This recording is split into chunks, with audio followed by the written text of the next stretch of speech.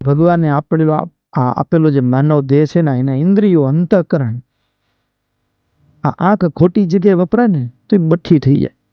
શું થઈ જાય? બઠ્ઠી થઈ જાય. મહારાજે પ્રથમના 8મા વચનામૃતમાં કીધું, આ જ આંખ હતી આપણા ઋષિઓની, મહાપુરુષોની, એ જ આંખનો ઉપયોગ કેવળ ભગવાનનું દર્શન જો કરવા માટે કર્યો ને, તો આ આંખની જે તેજ છે, એનું ઓજસ છે, એની ક્ષમતા છે, વૃદ્ધિ પામે. અત્યારે આપણી આ આંખ છે ને બઠ્ઠી થઈ ગઈ છે. આપણે તો, મારે તો વધારે છે, ઉપર ચશ્મા પહેરવા પડે છે. બઠ્ઠી થઈ ગઈ છે.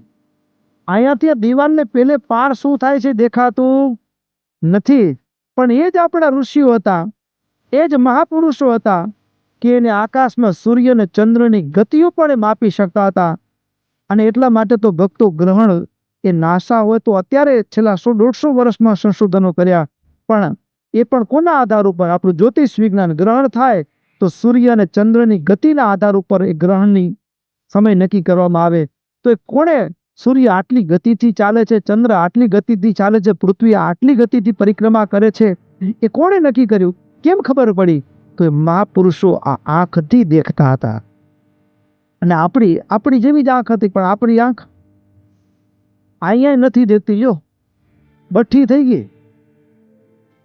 મહારાજ કે ઇન્દ્રિયો અંતઃકરણને જો ભગવાનની સેવામાં રાખે તો સતેજ થઈ જાય, અને જગતમાં વાપરે તો બઠ્ઠા થઈ જાય.